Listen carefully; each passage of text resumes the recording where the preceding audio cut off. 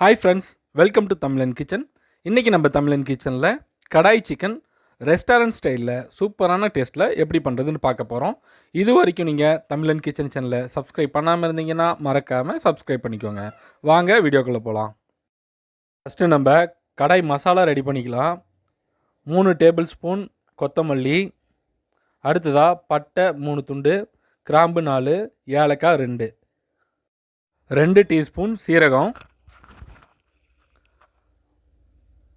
1 teaspoon குருமிளகு, 1 teaspoon சோம்பு, கடைசியாக ஒரு 5 வரமிளகாய். இதை போட்டு எல்லாத்தையும் நம்ம இளம் வறுப்பாக வறுத்துக்கலாம். மீடியம் ஹீட்டில் இதை அப்படியே வறுத்துக்கலாம். நல்லா மணம் வர வரைக்கும் வறுக்கணும்.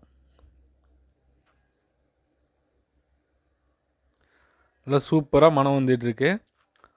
ஆல்மோஸ்ட் நல்லா வறுபட்டுருச்சு. எல்லாத்தையும் வறுத்துட்டு இதை ஒரு கடாயில் மாற்றி வச்சிடலாம்.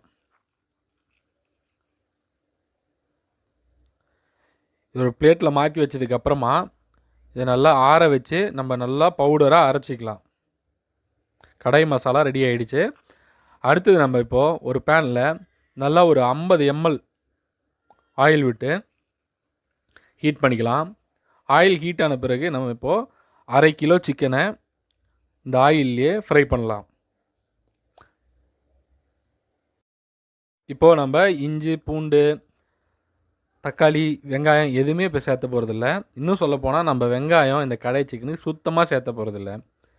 இப்போ நம்ம சால்ட்டு போட்டுட்டோம். போட்டதுக்கப்புறம் இப்போ நம்ம இதை நல்லா மிக்ஸ் பண்ணிவிட்டு ஒரு 10 நிமிஷம் நம்ம மூடியை போட்டு வேக வச்சுக்கலாம்.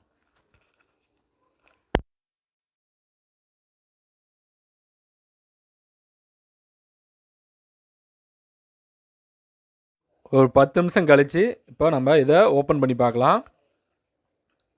பாருங்கள் எவ்வளோ தண்ணி விட்டுருக்குன்னு. நம்ம சுத்தமாக தண்ணி சேர்க்க கிடையாது. ஆயிலு ப்ளஸ் சிக்கனில் தானாக அதுவும் கொஞ்சம் ஆயில் விடும். அதெல்லாம் சேர்த்து பாருங்கள் எவ்வளோ லிக்விட் இருக்குது. இப்போ நம்ம இஞ்சி பூண்டு விழுது 2 டேபிள் ஸ்பூன் சேர்த்துக்கலாம்.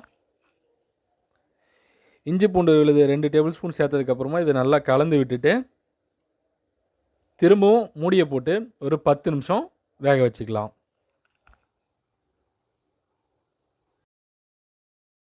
ஆல்மோஸ்ட் இப்போ சிக்கன் ஒரு 50% மேலே நல்லா சூப்பராக குக் ஆகிடுச்சு. இப்போ நம்ம தக்காளியை ஒரு 2 தக்காளி எடுத்து அரைச்சி இதோடு சேர்த்துக்கலாம். சேர்த்து நல்லா மிக்ஸ் பண்ணிவிட்டு திரும்ப ஒரு 5 நிமிஷம் வேக வைக்கலாம்.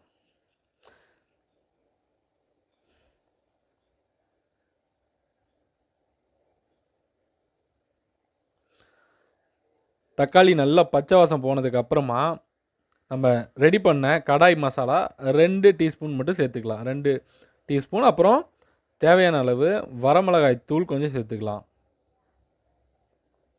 கடாய் மசாலா நம்ம ஃபஸ்ட்டு அதிகமாக தான் ப்ரிப்பேர் பண்ணணும். ஆனால் வந்து தனியாக எடுத்து வச்சுக்கலாம். நமக்கு தேவையான அளவு மட்டும் எப்பயும் சேர்த்துக்கலாம்.